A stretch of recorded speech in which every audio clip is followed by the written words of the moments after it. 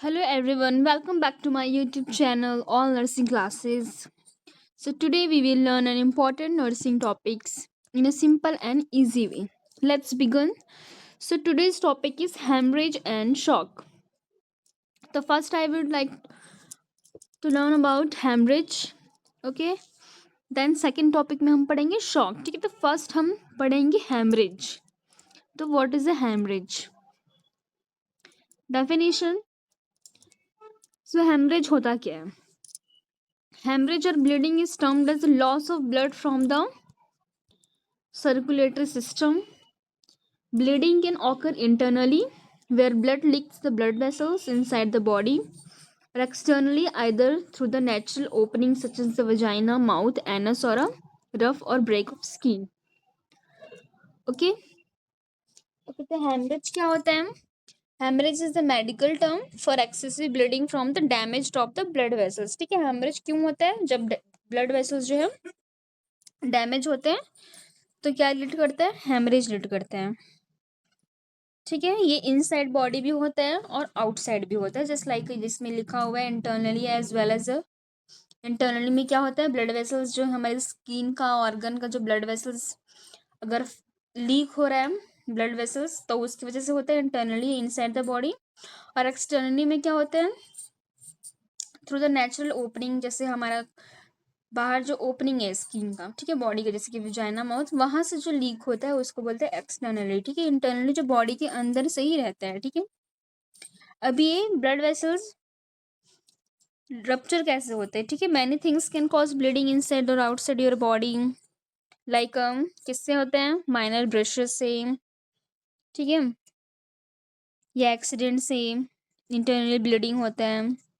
तो ये bleeding cause करता है. ठीक है, ट्रोमेटिक इंजरीज हो गया उसकी वजह से क्या होता है? इंटरनली एक्सटर्नल ब्लीडिंग होता है स्किन रप्चर की वजह से.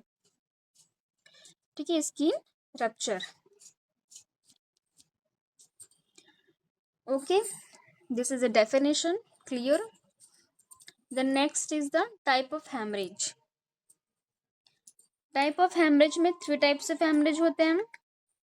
एक होता है कैपिलरी हेमरेज, दूसरा होता है एट्रियल हेमरेज, तीसरा होता है वेनस हेमरेज. ठीक है, तो कैपिलरी हेमरेज क्या होता है? कैपिलरी हेमरेज क्या होता है? एक्सटर्नल ब्लीडिंग होता है. ठीक है, इसमें एक्सटर्नल और माइनर टाइप ऑफ इंजरी होता है. एक्सटर्नल ब्लीडिंग कैपिलरी में. माइनर टाइप होता है स्लो स्टेडी फ्लो होता है ब्लड का. ठीक है, स्लो ब्लड फ्लो होता है. ठीक है, स्लो ब्लड फ्लो माइनर है ये कैपिलरी. जैसे कि कैपिलरी लाइक नोज एपिस्टैक्सिस बोला जाता है. स्मॉल ब्लड वेसल्स डैमेज होते हैं. ठीक है, एपिस्टैक्सिस हो गया, स्किन पंक्चर हो गया. ये small parts of your vein. ठीक है, small parts of your vein इसको बोलते हैं capillary haemorrhage. Then second is arterial haemorrhage. Arterial haemorrhage में क्या होता है? जो हमारा आर्टरी अगर डैमेज हो जाता है. ठीक है, आर्ट्रियल हेमरेज, जो आर्टरी डैमेज होती है, लार्ज आर्टरी, इसमें रैपिड सीरियस होता है ये और रैपिड ब्लड लॉस होता है. ओके, रैपिड ब्लड लॉस होता है इसमें from damage artery. Bright red blood निकलता है. ठीक है, इसमें स्मॉल रहते हैं कैपिलरी में, इसमें ब्राइट रेड ब्लड निकलते हैं लार्ज अमाउंट पे.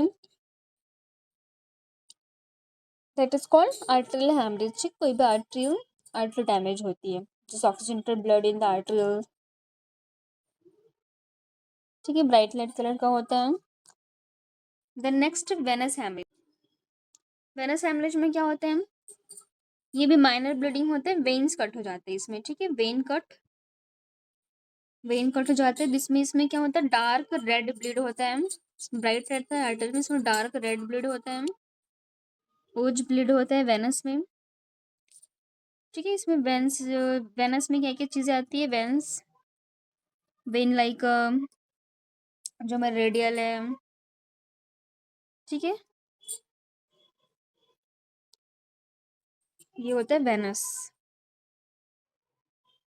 Venus haemorrhage bleeding from vein which range from minor external bleeding to severe internal bleeding. ठीक है, इसमें एक्सटर्नली और इंटरनली दोनों होता है, आर्टरी में इंटरनली होता है, आर्टरी डैमेज होती है। वेन्स इंटरनल एक्सटर्नली दोनों होते हैं। कैपिलरी भी ये कैपिलरी एक्सटर्नली होते हैं, जिसमें आउटसाइड ऑफ, ठीक है, स्किन लॉस, आउटसाइड ब्लीडिंग होता है। वेनस बोथ हो सकता है, दोनों वेन स्किन और एक्सटर्नल इंटरनल दोनों, और आर्टरी क्या होता है, इंटरनल होता है। ओके, तो ये डिफरेंस तीनों का। तो ये type of haemorrhage. The next is a class 1 haemorrhage, class 2 haemorrhage. According to ये किसके अकॉर्डिंग है, American college of surgery advance trauma life support. इसके अकॉर्डिंग जो हेमरेज का क्लासेस हैं, class 1, class 2, class 3 and class 4 haemorrhage. ठीक है, उसके अकॉर्डिंग इसका ग्रेडिंग डिवाइड हुआ है, तो हम ग्रेडिंग देखते हैं। जैसे कि ग्रेड 1, ग्रेड 0 हमने पढ़ा था, क्लास 1 इसमें क्या होता है, no bleeding. Okay, then grade 1 में होता है पेचियल ब्लीडिंग। ठीक है, थोड़ा बहुत ब्लीडिंग होगा, पेचियल ब्लीडिंग।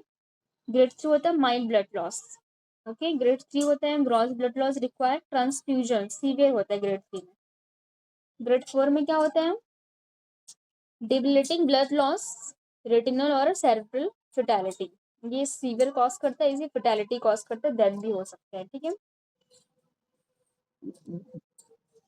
जो लास्ट वाला ग्रेड 4 इसमें डेथ ऑकर हो सकता है।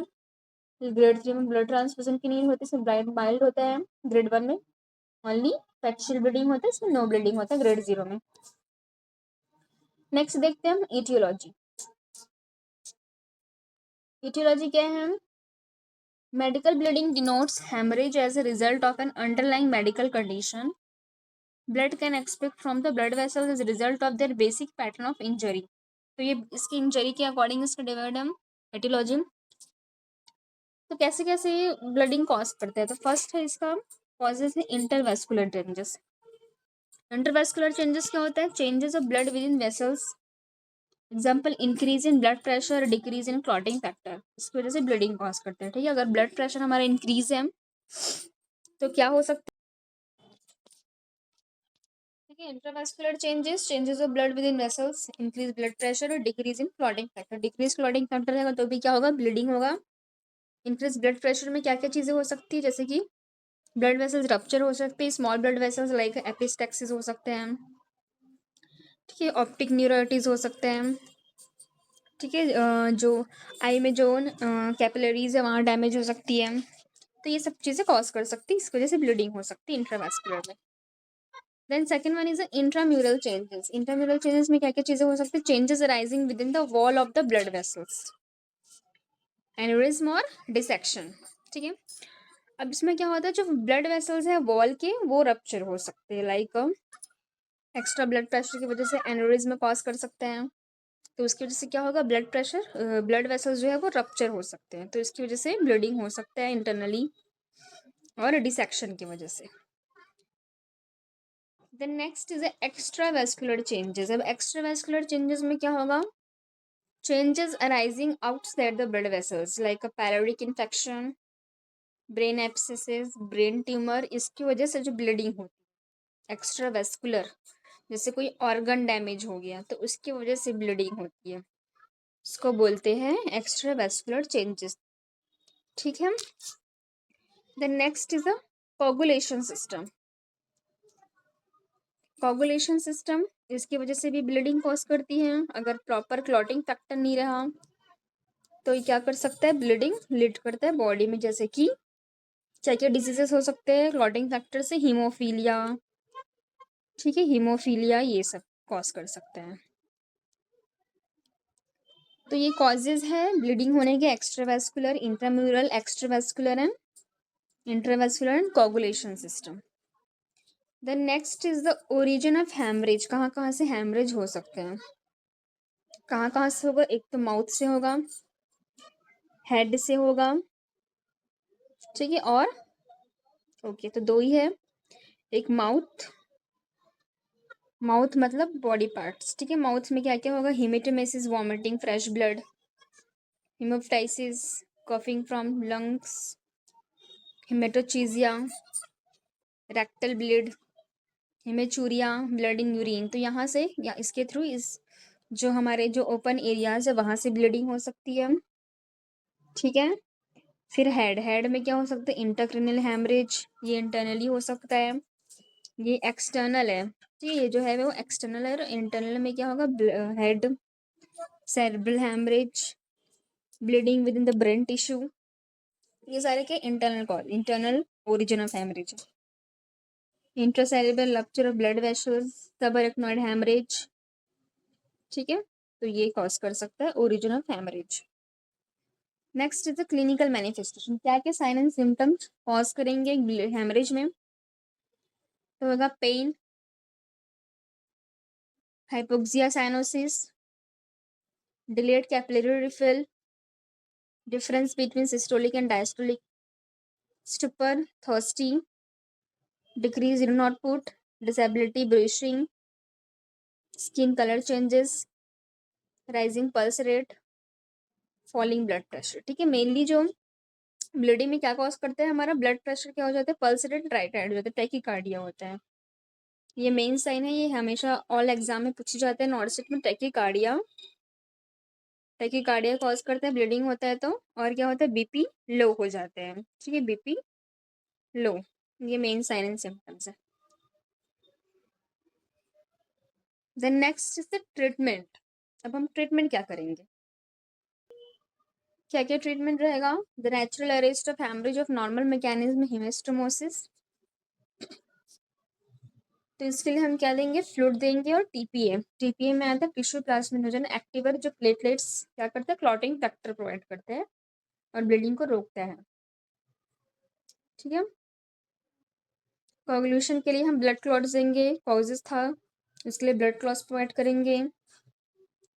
देन फर्स्ट एड ट्रीटमेंट में क्या करेंगे, चेक द विक्टिम्स एबीसी, अगर ब्लीडिंग हो रहा है, शॉक में जा रहा है पेशेंट, तो हम उसका एयरवे ब्रीदिंग सर्कुलेशन चेक करते हैं, कांटेक्ट करते हैं एम्बुलेंस को, कंफर्टेबल पोजीशन देते हैं पेशेंट को, monitor ABC, airway breathing circulation check करते हैं, कैरोटिड पल्स चेक करते हैं। ठीक है, कैरोटिड पल्स चेक करते हैं पेशेंट का, देन ट्रीट फॉर शॉक। अब शॉक के ट्रीटमेंट के लिए इमीडिएट मेजरमेंट क्या करेंगे, next treatment immediate, cut the patient clothing away from, carry out a rapid physical examination, apply firm pressure over the bleeding area। अगर patient को क्या हो रहा है, ब्लीडिंग हो रहा है, तो क्या करेंगे हम, ये मेन मैनेजमेंट है, अगर किसी पेशेंट को ब्लीडिंग हो रहा है तो क्या करेंगे हम, अप्लाई प्रेशर। ठीक है, apply firm pressure, dressing over the bleeding, ताकि ब्लीडिंग स्टॉप हो जाए। और क्या करते हैं, एलिवेट करेंगे इंजरी पार्ट को। ठीक है, एलिवेट करके रखेंगे heart, above the heart level, ताकि ब्लीडिंग क्या हो, स्टॉप हो जाए। देन इमोबिलाइज करेंगे इंजरी पार्ट को। ठीक है, तो ये आपका इमीडिएट मेजरमेंट होता है ब्लीडिंग का। ठीक है, इमीडिएट मेजरमेंट, इमीडिएट मैनेजमेंट होता है। ब्लीडिंग फ्रॉम बॉडी कैविटीज, इसके लिए क्या करेंगे, एक्सटर्नल ब्लीडिंग हो रही है तो ट्रीटमेंट क्या करेंगे हम, वही फर्स्ट एड जो बताया था मैंने आपको। और इसका एक निमोनिक होता है रेड, रेड मतलब red for rest, E for elevation, and D for direct pressure. ये तीन मैनेजमेंट है। पेशेंट को इमोबिलाइज करेंगे, रेस्ट कराएंगे ताकि ब्लीडिंग ना हो, एलिवेट करके रखेंगे above the heart level, and direct pressure put करेंगे। ये तीन मैनेजमेंट है फर्स्ट एड। ठीक है, वही चीजें दी हुई है। लास्ट हम देखेंगे, लास्ट क्या करेंगे, ड्रेसिंग।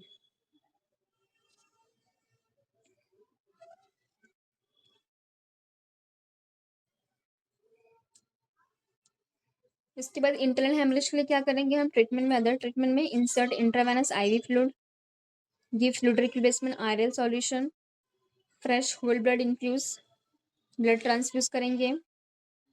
ब्लड ट्रांसफ्यूज करने से पहले हम क्या करते हैं, वार्म करते हैं ब्लड को। ठीक है, rate the infusion depend on the severity of blood loss, severity of blood loss के अकॉर्डिंग हम उससे क्या करेंगे, पेशेंट को फ्लूइड देंगे। देन क्या करेंगे, ऑक्सीजन कार्डियक फंक्शन चेक करेंगे, ऑक्सीजन प्रोवाइड करेंगे, ईसीजी लेंगे। एंटी शॉक गवर्नमेंट प्रोवाइड करते हैं, ये शॉक मैनेजमेंट, अगर हेमरेज एक्सेसिव ब्लीडिंग हो गया, पेशेंट शॉक में जा रहे हैं, तो उसके लिए क्या देंगे हम, एंटी शॉक गारमेंट। अब इसको टू टाइप्स होते हैं, non pneumatic anti shock garment, pneumatic anti shock garment. ठीक है, ये होता है एंटी शॉक गारमेंट, ये देते हैं, ये बॉडी में क्या करते हैं, प्रेशर अप्लाई करते हैं, बॉडी में प्रेशर देते हैं, और ब्लीडिंग को क्या करते हैं, पूरे होल बॉडी में सर्कुलेट करते हैं। ठीक है, ब्लड को। जिससे कि शॉक से प्रिवेंट होता है। ओके, नेक्स्ट टॉपिक है शॉक, जो हम नेक्स्ट क्लासेस में देखेंगे।